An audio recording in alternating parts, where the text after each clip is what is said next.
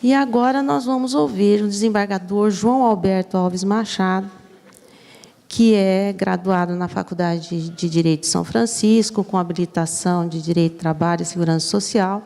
Ele ingressou na magistratura em 1990, é meu colega, meu amigo. Ele foi promovido por merecimento a juiz da Vara de São José do Rio Preto. E, desde 97, vem atuando no tribunal como juiz substituto. E, depois, em junho, amanhã, né, João Alberto, completamos aí 8 anos de titularidade como desembargadores na 15ª região. E ele integra a seção de dissídios coletivos do tribunal e tem muita experiência para transmitir para todos nós. O senhor tem a palavra, se quiser usar a tribuna, fica à vontade. Boa tarde a todos. É uma grande honra estar aqui. Agradeço o gentil convite que partiu dos meus amigos, do desembargador Rita Pencal, do desembargador Manuel Carlos. Cumprimento a mesa alta na pessoa do Dr. César, que fez uma brilhante apresentação do quadro caótico que se instala no país, principalmente no âmbito do direito coletivo, e com essas recentes modificações. E agradeço também o convite da organização que me foi feito. E é um tema que está na ordem do dia, é uma questão agressiva que se impõe hoje, né, nesses tempos. Né? Os fatos estão brigando com a vida real e, sobretudo, o que se observa é que o legislador da reforma resolveu brigar com a vida real. Né? Ela alterou vários dispositivos da CLT, as leis do FGTS, modificou, inclusive, o custeio da Previdência Social num momento de crise, retirando receita da Previdência Social. Essa lei, embora ela atenda aqueles requisitos formais todos, eu entendo que ela é ostensivamente patronal e eu entendo também que ela parece de falta de legitimidade, não de legalidade.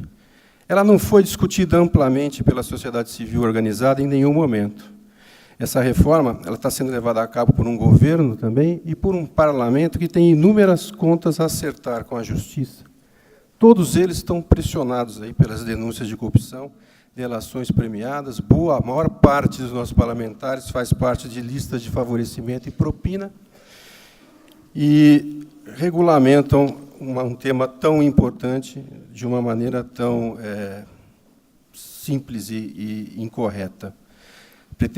Esse parlamento pretende promover uma mudança ideológica, diminuindo a proteção legal dos trabalhadores e ampliando o campo de atuação das negociações. Esse modelo proposto por esta lei ele não combate os defeitos do antigo e pouco representativo e cartorial modelo sindical brasileiro. Né? Então, esses objetivos que são propostos, eles já de antemão nós sabemos e acabamos de constatar aqui pela exposição da realidade, que eles não serão alcançados. Né? Para que um legislado pudesse efetivamente prevalecer sobre o negociado, né, desculpe o contrário, para que o negociado, né, possa prevalecer sobre o legislado, nós teríamos que ter sindicatos profissionais fortes, organizados, contando com fontes de custeio autônomas, não é? Livremente organizados pelos próprios trabalhadores, segundo seus próprios interesses, conveniência, fortes e representativos. Isso não acontece. A organização sindical continua a ser rígida, não é? Frágil, pouco representativa. Isso faz com que os sindicatos sejam institucionalizados, pouco representem as categorias, contenham também poucos associados, é um fato, né? E tenham uma escassa capacidade de mobilização. E o sistema que está sendo proposto enfraquece ainda mais os sindicatos, porque retira deles a fonte de custeio. Não é? O mundo ideal seria aqueles em que nós tivéssemos uma reforma capaz de modernizar o sistema, adotando aí os princípios da liberdade sindical e ratificando a Convenção 87, mas estipulando também um prazo de transição para o sistema de custeio, baseado no artigo 8º da Constituição, que prevê ali uma fonte legal de custeio a ser instituída. Essa reforma, que o objetivo dela e a pressa é de reduzir custos, me parece, todos os seus artigos, boa parte deles vão nesse sentido, tanto que, como foi dito aqui pela manhã, 70 artigos são prejudiciais e apenas 7, né, não prejudicam o trabalhador, não chegam nem a ponto de favorecer, mas não prejudicam, né. Essa reforma também investe em renúncia fiscal. Ela converte inúmeras parcelas salariais em indenizatórias, isso no momento de crise da Previdência. Torna facultativo um tributo e, ao retirar também a contribuição sindical, retira recursos da conta emprego e salário, que também era abastecida por essa parcela, não só o movimento sindical, mas parte da contribuição sindical também era revertida para a conta emprego e salário. E aquela retórica que nós já... quase eleitoral, vamos dizer assim, de facilitar o empreendedorismo, aumentar a competitividade, abertura de novas modalidades, novos empregos, nada disso aconteceu. A única coisa que foi ampliada aqui foi, parece, o trabalho desprotegido, precário e temporário. Nos países em que forem aplicadas reformas semelhantes, parece que a Espanha, o resultado foi que empregos permanentes terminaram por se converter em empregos temporários. Não houve abertura ou criação de novos postos. É fora de propósito e lógica, por exemplo, para ficar apenas em um exemplo, admitir que nas hipóteses de trabalho a tempo parcial, com jornada reduzida, se permita a celebração de horas extras. Se é jornada de tempo parcial com jornada reduzida, para que permitir horas extras? Elastecendo a jornada para até 2/3 daquela dos contratos normais. A consequência óbvia, não serão criados novos postos, os postos antigos vão ser transformados em trabalho a tempo parcial. 2/3 da jornada com uma série de benefícios. Bom, essa norma é ruim, ela é defeituosa, mas ela deve ser interpretada por nós e pelos advogados, porque nós é que vamos construir essa norma cotidianamente na análise que será feita, né, como um todo sistêmico. E aí nós devemos aproveitar os demais textos jurídicos que já existem, mesmo porque essa lei não é um ET, não é algo que está solto no mundo, né? E ela não pode prevalecer quando ela entra em atrito, por exemplo, com a Constituição Federal, com os tratados e convenções internacionais e com os princípios e direitos fundamentais. A interpretação que nós dermos a essa norma deve ser realizada, vai ser fundamental para combater e amortecer esses aspectos negativos que essa lei possa provocar. E entendo também que a aplicação dessa nova lei ela vai ser fruto da interpretação conforme que pode e lhe será dada frente aos demais princípios e normas inscritos na ordem jurídica. Nesse sentido, foram, inclusive, as conclusões recentes dos simpósios realizados pela Escola Judicial desse TRT da 15ª e pelo Congresso e pelo CONAMAT, né? Evidente que é difícil encontrar compatibilidades para alguns itens, não é? São muitas ilegalidades e temos também algumas inconstitucionalidades, né? Algumas contradições eu entendo que são mesmo insuperáveis, como, por exemplo, quando a norma pretende limitar o questionamento em juízo de uma cláusula negocial, né? Ou negar a existência da demissão coletiva como fato econômico e jurídico autônomo. Me lembro aqui, né, o que foi dito pela manhã, a norma pretende negar a realidade, né? Essas cadeiras hoje são todas amarelas, amanhã elas serão verdes e vermelhas elas não são. Basicamente é isso que o legislador está dizendo, quando ele diz que não existe a demissão coletiva como um fato econômico e jurídico autônomo e relevante, diverso da despedida individual. Vamos lá. Também a norma é absolutamente inconstitucional quando pretende tarifar o valor do dano moral, como se a dor, a vida, ou a autoestima das pessoas tivesse um preço ou pudesse ter um preço relacionado a algum valor econômico.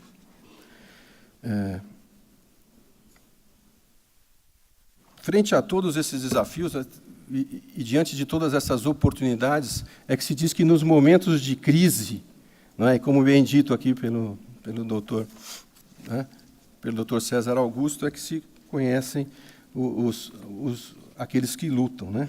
Eu acho que existe agora um enorme desafio e também um enorme campo de atuação para as entidades sindicais, não é? Porque a ampliação do seu campo de atuação e das possibilidades de negociação trazem inúmeras e enormes responsabilidades que devem permitir, aí sim, diferenciar no campo sindical, no campo da prática, aquelas entidades que são combativas e comprometidas com a categoria, daquelas simplesmente comprometidas com a sua própria arrecadação e manutenção, que também é uma realidade, existem, infelizmente, inúmeras, que só estão preocupadas com isso. Espera-se que sobrevivam aqueles que estejam realmente comprometidos com os interesses da classe trabalhadora. E não existe aqui nenhuma grande novidade. O fato é que as conquistas mais relevantes e importantes alcançadas pelos trabalhadores ao longo de todos esses anos vieram da livre negociação, da luta e dos conflitos. Não vieram por obra e graça do legislador. Muitos benefícios que foram posteriormente convertidos em lei foram criados por meio de normas coletivas, dentre as quais destacam o aviso prévio proporcional ao tempo de serviço, os prazos e multas para pagamentos de rescisão contratual, o terço adicional de férias, as diversas estabilidades provisórias. Todos esses benefícios são fruto de lutas, de conflitos. Eles foram arrancados dos empregadores por força da luta sindical, e não por obra e graça de algum benfeitor, ou de algum pai dos pobres, ou de algum governante. O direito à estabilidade do empregado portador de sequela parcialmente incapacitante por doença ou acidente do trabalho constitui hoje uma das mais importantes e relevantes conquistas do movimento sindical.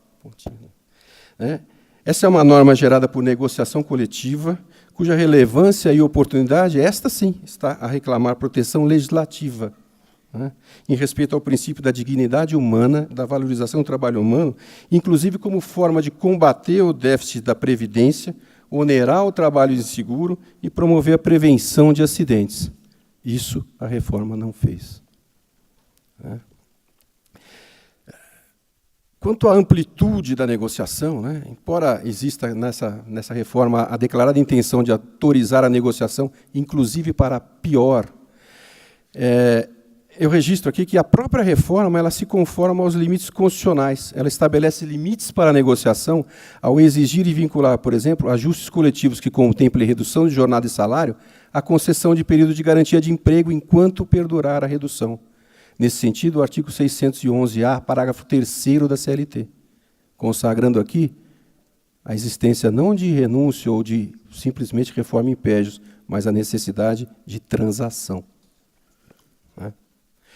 A negociação tem papel fundamental porque ela cria, de forma consensual, normas que vão ser aplicadas a essas relações individuais, tem função normativa também, cria vínculos normativos entre empregados e empregadores, tem função obrigacional, porque cria vínculos obrigacionais entre sindicatos e empresas, e tem a função compositiva, que é talvez a mais importante, que é atuar como forma de superação de conflitos entre os atores sociais, pois são antagônicos os interesses de trabalhadores e empregadores. Isso, todavia, não está solto no mundo. O legislador constituinte, ao estabelecer os fundamentos do Estado Democrático de Direito, determinou sejam observados como valores os princípios constitucionais da dignidade humana, artigo 1º, 3º, do valor social do trabalho, artigo 1º, inciso 4º, da livre iniciativa, dos conceitos de cidadania e de igualdade.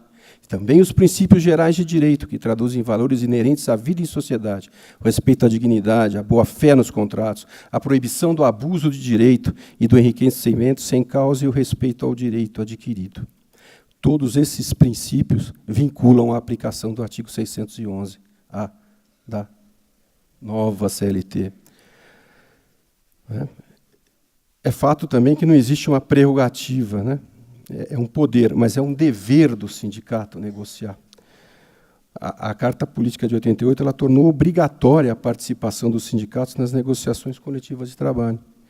E, em virtude dessa obrigação que os sindicatos têm, eles não podem se recusar à negociação, é que a própria Carta Constitucional também reconhece o conteúdo dessas convenções e desses acordos. A combinação desses dois preceitos, dos artigos 7º, aliada à função criadora de normas disciplinadas coletivamente por entes e grupos sociais, teoricamente equivalentes em poder, sustentam o que se denomina de autonomia coletiva ou autonomia negocial. Mas essa autonomia do direito coletivo não pode, não é absoluta. O poder de criar norma não autoriza os atores sociais a afastar a soberania do Estado ou criar uma ordem jurídica paralela e contrária aos fins pretendidos pela legislação. É necessário, com base naqueles princípios constitucionais que eu já mencionei, manter o equilíbrio entre os valores do capital e do trabalho, preservando sempre a dignidade da pessoa humana, o valor social do trabalho, a livre concorrência, a livre iniciativa. E estas últimas devem estar conformadas à função social da empresa. Não é? E, por força de todas essas circunstâncias, é que se aceita que, embora a negociação possa produzir redução de direitos trabalhistas, para manter a atividade empresarial, por exemplo, ou postos de trabalho, existe um patamar mínimo. O professor Amarildo Mascaro Nascimento chama esse patamar de conteúdo imperativo mínimo, né, e o contrato de trabalho. A doutrina tem adotado aqui o critério da adequação setorial negociada. Né? Então, as normas coletivas prevalecem sobre, né, a lei quando implementam padrão superior ou quando transacionam parcelas de indisponibilidade absoluta. Esses princípios todos, eles ostentam força normativa, de acordo com a mais abalizada doutrina constitucional, e subordinam não apenas os atores sociais, mas também o legislador, principalmente ao construírem um conjunto de normas a reger a relação de trabalho. Nesse contexto, eu entendo que a norma do artigo 611 ela não permite que sejam afastados, por exemplo, pela negociação, aqueles direitos mínimos denominados de conteúdo imperativo mínimo, que são compostos pelas normas constitucionais, pelas normas constantes dos tratados e convenções internacionais adotadas e ratificadas pelo país e pelas normas de ordem pública de caráter inderrogável por simples vontade das partes, dentre os quais eu destaco aquelas relativas à saúde e segurança do trabalho, que eu entendo que continuam a ser normas de ordem pública, continuam a ser normas protegidas, e ao contrário do que disse o ilustre legislador reformista no 611-B. Né? Em suma, eu entendo que a interpretação que se deve dar ao 611, eu acho que, ao defender a prevalência do negociado sobre o legislado, ele pretende que seja adotada uma mudança de paradigma, que deve ser entendida como uma tentativa de ampliar o campo de atuação da transação, né? Forma bilateral de solução de litígios, mas não autoriza nem a renúncia, nem a extinção pura e simples e unilateral de direitos sociais. E, nesse campo da transação, aqui não vai nenhuma novidade. Toda a mecânica que rege a negociação coletiva é baseada na transação. O artigo 444, por exemplo, autoriza que sempre que a negociação crie melhores e novas condições, sejam aplicados. É por isso que se aplica, por exemplo, uma norma coletiva que estabelece um adicional de 100% para horas extras, em detrimento da Constituição Federal, que é uma norma muito mais importante. Né? Não há novidade alguma aqui, né? Não há nada de novo. O que há de novo é essa tentativa, e eu chamo de tentativa, de querer transformar o 611 em norma capaz de autorizar a reforma impégios da legislação trabalhista. Existem alguns precedentes do Supremo Tribunal Federal, no sentido de que essa reforma impégios só é assegurada e só é possível quando inserida no âmbito de uma transação. Os defensores da reforma dizem que o Supremo adotou essa tese, né, ao julgar o famoso RE, do recurso extraordinário relatado pelo ministro Roberto Barroso, onde se decidiu pela validade da quitação geral, abrangendo todas as parcelas do contrato de trabalho, outorgada pela adesão a plano de demissão incentivada. Todavia, lendo a própria ementa do julgado, né, ela diz claramente que foram assegurados àqueles que optam por seu desligamento da empresa condições econômicas mais vantajosas do que aquelas que recorreriam do mero desligamento por decisão do empregador. A decisão, então, do ministro Barroso trata apenas aqui de uma transação. Reconheceu a existência de transação em condições mais vantajosas. Não há aqui o reconhecimento de uma autorização para que o sindicato possa transacionar impégios ou contra os empregados. No mesmo sentido, a decisão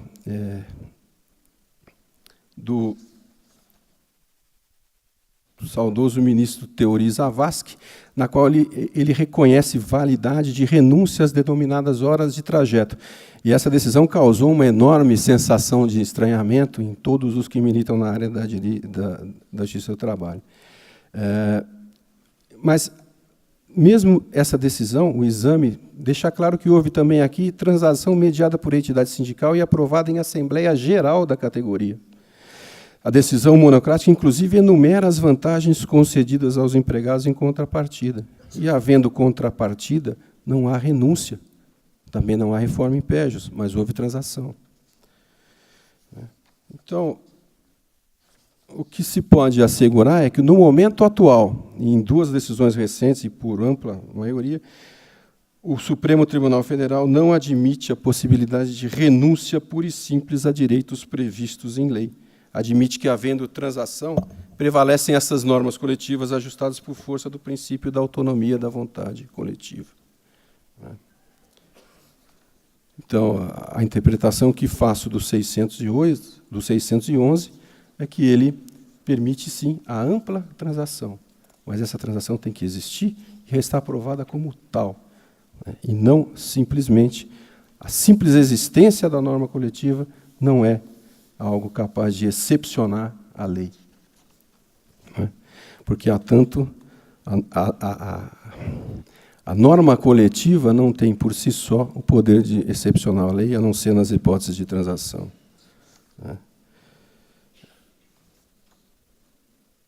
Outro ponto que me causou muito estranhamento nessa reforma é o artigo 611, parágrafo 1º, e o artigo 8º, parágrafo 3º da CLT, que pretendiam aí impedir e vincular a atuação do Poder Judiciário ao interpretar convenções ou acordos coletivos de trabalho.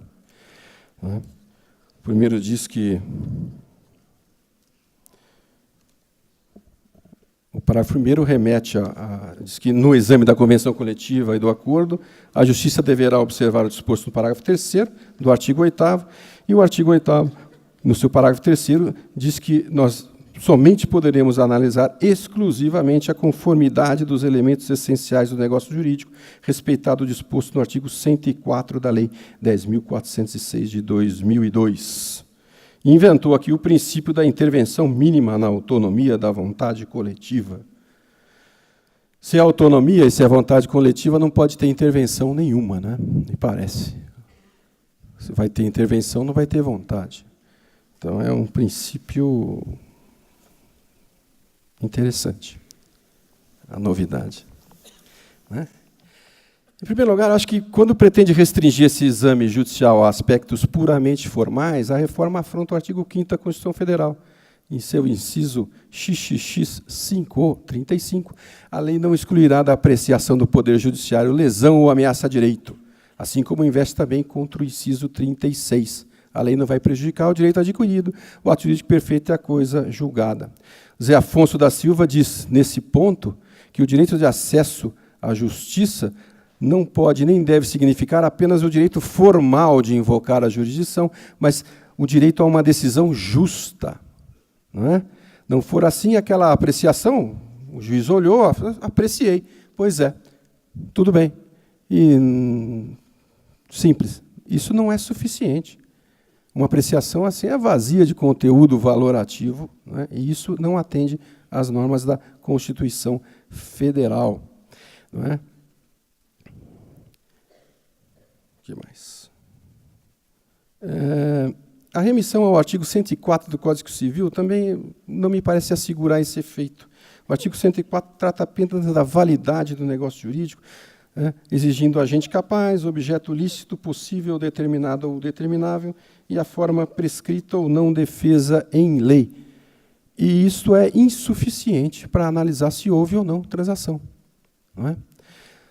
Para que haja a análise da efetiva transação, né, nós devemos examinar também os artigos 112, 113 e 114 do Código Civil, O 112 é aquele que, nas declarações de vontade, se atenderá mais à intenção nelas consubstanciada do que ao sentido literal da linguagem.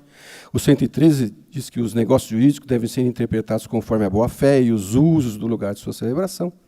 E o 114 diz que os negócios jurídicos benéficos e a renúncia interpretam-se estritamente. A transação também faz parte desse rol.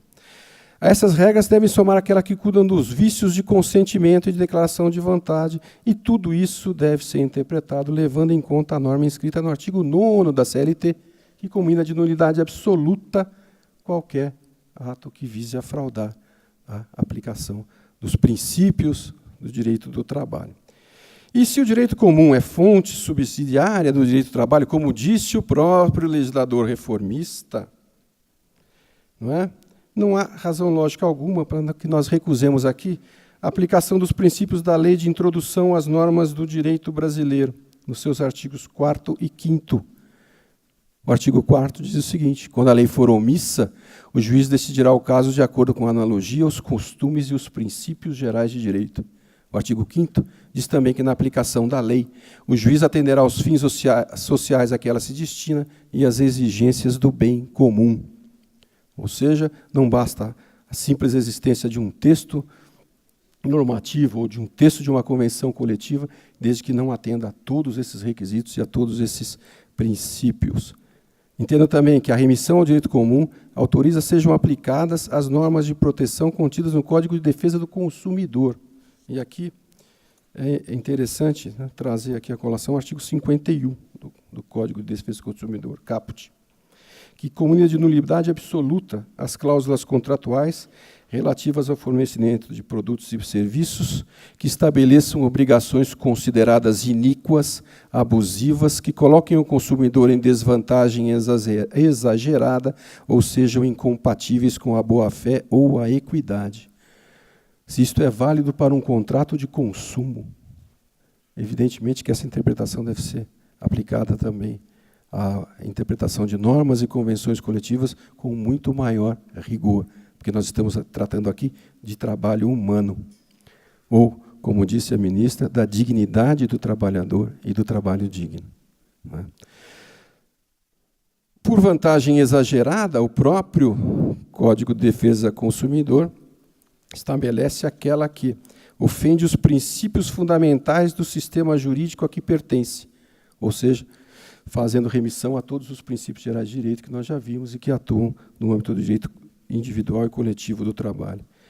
Também reputa-se exagerada aquela vantagem que restringe direitos ou obrigações fundamentais inerentes à natureza do contrato, de tal modo a ameaçar seu objeto ou equilíbrio contratual. Uma norma coletiva que trate de renúncia, por exemplo, vai restringir direitos ou obrigações fundamentais.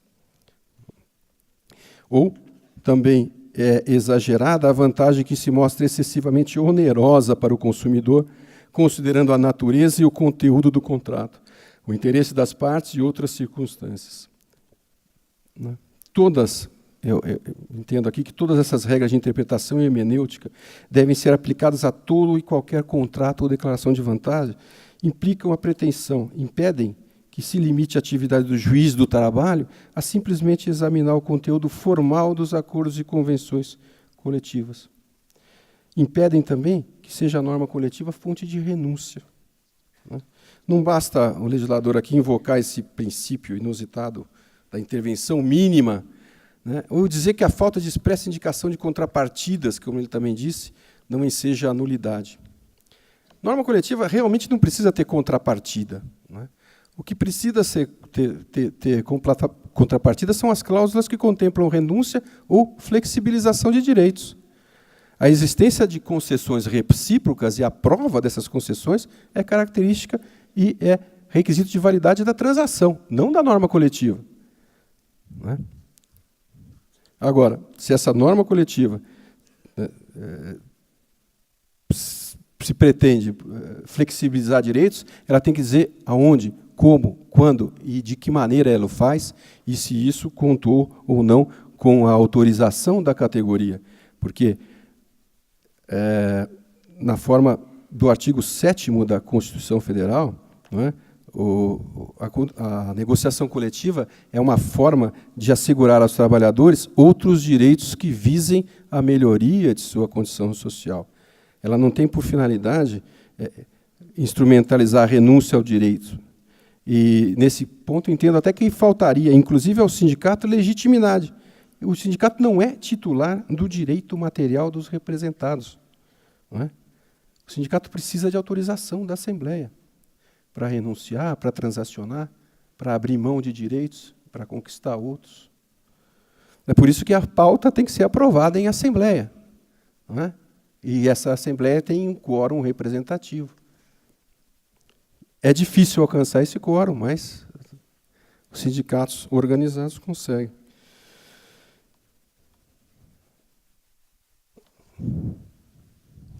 Vamos pular aqui que o tempo está. Então, eu entendo que mesmo a prevalência do negociado sobre o legislado, mesmo sob a ótica da reforma, ela implica carecer de validade e simples renúncia, né? E eu entendo que essa prevalência do negociado exige que as partes demonstrem a efetiva transação. E, se não existir vantagem compensatória nenhuma, eu acho que não há como justificar o afastamento da lei. Negociar para simplesmente afastar a incidência da lei ofende o interesse público que justificou a própria edição da lei. Um ajuste nesse sentido ele vai ser nulo, como toda e qualquer cláusula leonina de contrato civil, por simples aplicação da teoria das nulidades. Não é? Se o sindicato cabe à defesa dos direitos e interesses coletivos, inclusive em questões judiciais ou administrativas, e se a participação dele é obrigatória, renunciar não é uma prerrogativa que o sindicato detém. Não é?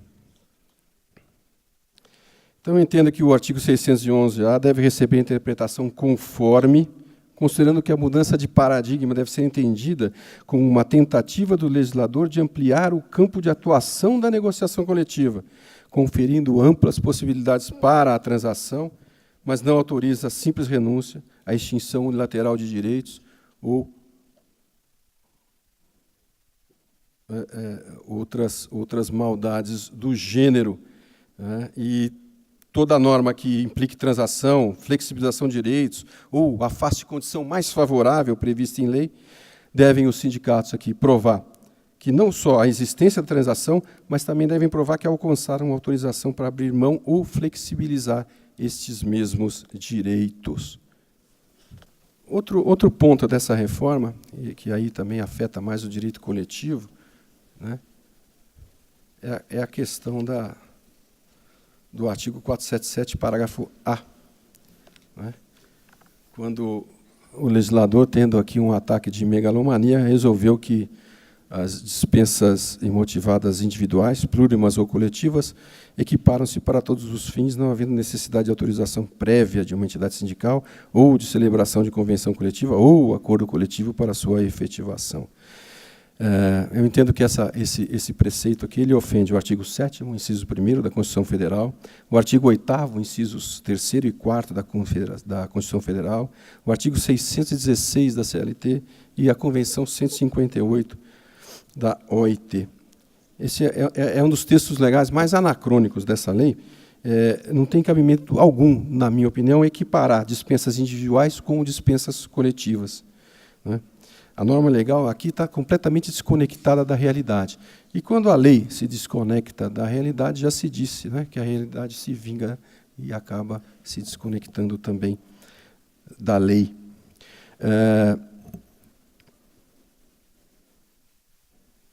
É evidente que a dispensa coletiva produz impactos que afetam a sociedade como um todo, né? E não se limitam aí à esfera individual de um empregado. Ela afeta toda uma coletividade, produz efeitos na vida econômica e social de toda uma cidade. Os serviços públicos são sobrecarregados, o comércio retrai, a circulação de bens e produtos, né, causa queda na arrecadação de impostos, aumenta o custo social da manutenção das condições mínimas de subsistência, devido ao incremento do desembolso com os programas de seguro-desemprego. Né. E, para contornar esses problemas, normalmente são utilizados diversos instrumentos, seja através de leis, seja mediante negociação. Nós temos programas de incentivo à aposentadoria, adoção de programas de desligamento, escalonamento de dispensas, priorização dos contratos antigos, férias coletivas, layouts, suspensão temporária para requalificação prevista pelo artigo 476-A da CLT, redução da carga integral, adoção do trabalho a tempo parcial e as leis de negociação de redução de jornada com redução de salário, com o programa de preservação do emprego. No TRT, nós tivemos oportunidade de conhecer vários layouts que foram realizados devido à crise econômica, não é? Em função dessa realidade, dessa dificuldade de encarar a demissão coletiva num plano macro, de modo a ver a sociedade como um todo, não é? Mas, infelizmente, aqui a ordem jurídica preferiu deixar a realidade de lado, partiu de um conceito absolutamente equivocado, né? Decidiu que a dispensa em massa é liberada. O caso paradigma do nosso tribunal é o caso da Embraer, relatado pelo meu amigo aqui, desembargador aposentado, José Antônio Pancotti, que resultou na consolidação da jurisprudência do TST a respeito da indispensabilidade de negociação coletiva antes da dispensa em massa. Embora não consista um conceito legal de dispensa, isso não significa que as demissões individuais e coletivas são as mesmas, né? As leis não devem partir de uma realidade imaginária. Nesse ponto, eu acredito, então, que este artigo, não é, essa equiparação pretendida, ela é absolutamente incompatível com a Constituição. Eu vejo aqui um caso típico de inconstitucionalidade, sim, e também é incompatível com os fundamentos e princípios que a orientam e com as convenções internacionais da OIT ratificadas pelo Brasil, não é? Os direitos trabalhistas, frente à atual legislação, se inserem em uma perspectiva de valorização do trabalho humano subordinado, fundamento da República, como produto de um Estado democrático de direito. A supremacia da ordem jurídica e o respeito a esses princípios, observada a perspectiva de bem-estar social e o respeito à dignidade dos seres humanos. Todos esses conceitos, eu acredito que eles não são compatíveis com a norma legal que autoriza e equipara a dispensa individual às dispensas massivas de pessoas. Não é? Ao mesmo tempo, ele ofende o artigo 616 da CLT, que diz que os sindicatos representativos de categorias econômicas ou profissionais e as empresas, inclusive as que não tenham representação sindical, quando provocados, não podem recusar-se à negociação coletiva. A dispensa em massa é um ato coletivo e, portanto, exige a participação do sindicato. Não se trata aqui de exigir autorização prévia para a despedida. A despedida é mesmo um ato potestativo e unilateral do empregador, que vai decidir pela sua conveniência e pela sua oportunidade. Mas não é absoluto. Nenhum direito é absoluto, né? A demissão coletiva, ela exige, e acredito que isso ainda é um fato, de forma obrigatória a participação dos sindicatos nas negociações coletivas para que possa o sindicato atuar na defesa dos direitos e interesses coletivos ou individuais destes membros da categoria, inclusive em questões judiciais ou administrativas, a teor do artigo 8º, incisos 3º e 4º da Constituição Federal, aliado ao artigo 616 da CLT. Eu não vejo aqui como sustentar, então, a legalidade deste artigo 477, no ponto em que equipara dispensa individual e dispensa coletiva.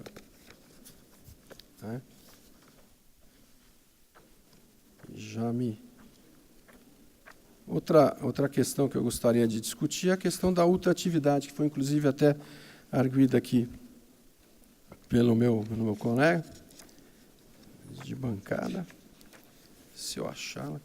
E é um fato extremamente interessante que uma reforma que se pretende privilegiar a negociação coletiva, ela comece por retirar da negociação coletiva a sua eficácia, não é? Ao mesmo tempo em que ela suprime, não é,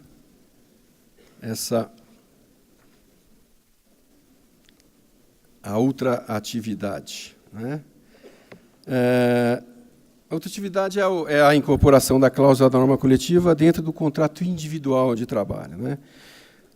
No Brasil, nós tivemos aqui a Lei 8.500 542/92, e durante o seu curto período em que ela vigorou, as cláusulas da Convenção Coletiva se incorporaram aos contratos de trabalho, mas essa lei foi rapidamente revogada em 2001. O TST não concordava com a ultratividade. A antiga redação da súmula 277 limitava a vigência da norma coletiva à validade dos direitos ajustados pelas partes. Quando veio aqui a emenda constitucional 45, foi alterado o artigo 114, e a competência foi ampliada e restou assentado em norma constitucional que, para o julgamento do dissídio coletivo, o tribunal era obrigado a respeitar o patamar da norma coletiva anterior. Não é? O parágrafo 2º, não é, estabeleceu que, recusando-se qualquer das partes à negociação ou à arbitragem, é facultado às mesmas, de comum acordo, ajuizar dissídio coletivo de natureza econômica, podendo a Justiça do Trabalho decidir o conflito, respeitadas as disposições mínimas legais de proteção ao trabalho, bem como as convencionadas anteriormente. Não é?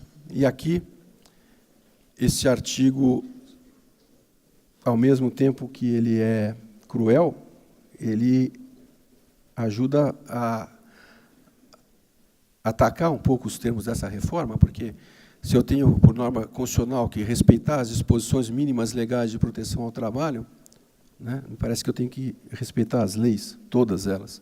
E bem como as convenções, as normas convencionadas anteriormente, eu devo, ao exercer o seu poder normativo, o tribunal deve manter aquelas condições que já estavam vigorando, ou seja, deve conferir ultratividade a essas normas.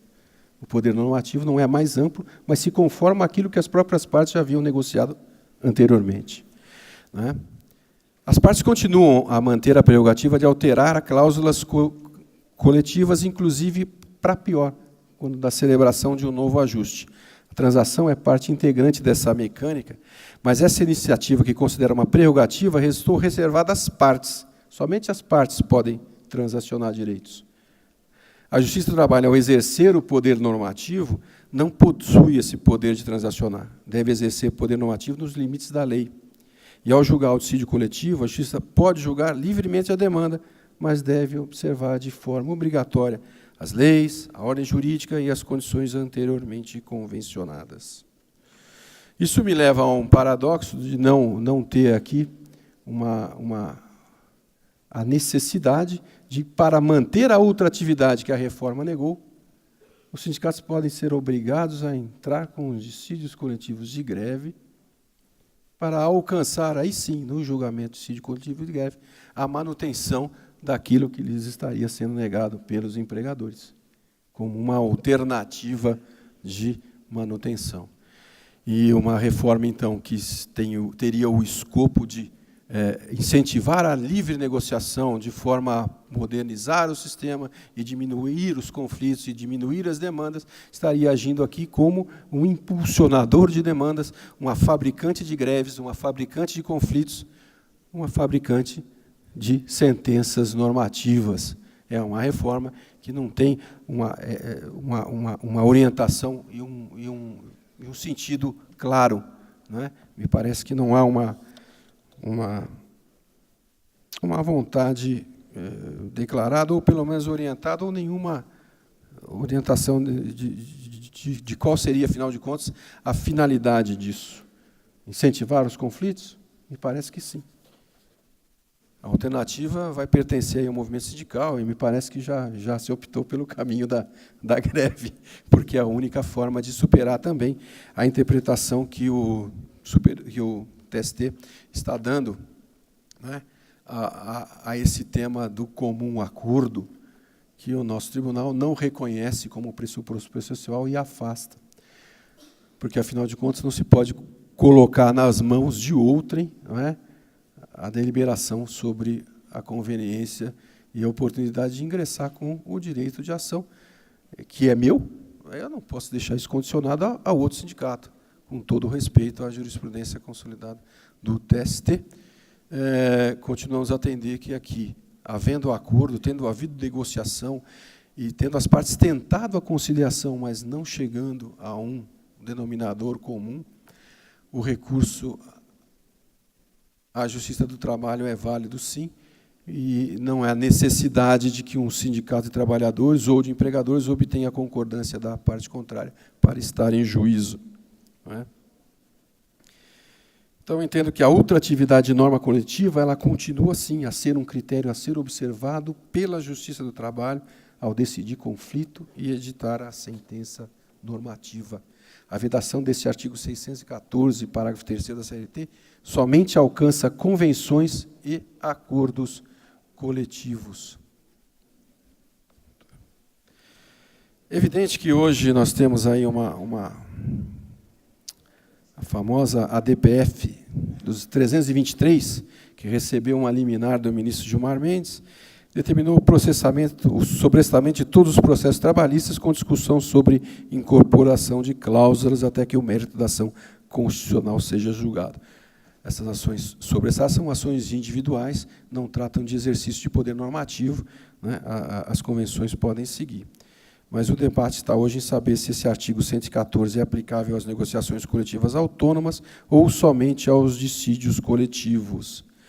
Me parece que, sendo uma o sucedâneo da outra, frustrada a negociação autônoma, nós teremos aqui o dissídio coletivo como o seu natural segmento e a natural forma de solução do conflito. Não me parece que se possa aplicar uma regra para uma e outra regra para outra. A regra tem que atender os dois, não é? Mas vamos aguardar, a decisão aqui pertence ao Supremo. E ninguém sabe muito bem o que vai acontecer nesse futuro. Não é?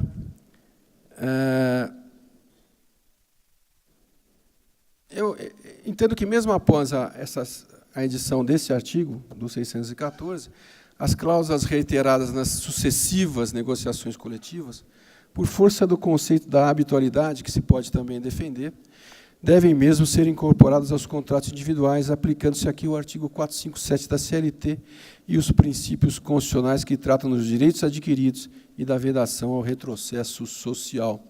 Essa é uma outra discussão que devemos ter em processos individuais até, né?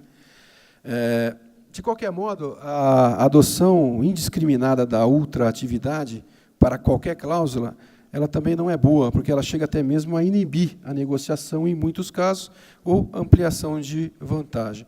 Então, eu entenderia que razoável, e um critério talvez a ser adotado, que aquelas cláusulas que se modificam a cada ano, ou aquelas que traduzem inovação, não sejam mesmo dotadas desse efeito de ultratividade, até mesmo como forma de estimular a negociação coletiva. Mas a questão hoje está sujeita aqui à apreciação do Supremo Tribunal Federal. O meu tempo parece que já está esgotado. Agradeço a atenção de todos, espero não tê-los caceteado em excesso, né? Me desculpe. E agradeço aqui o gentil convite e boa tarde a todos.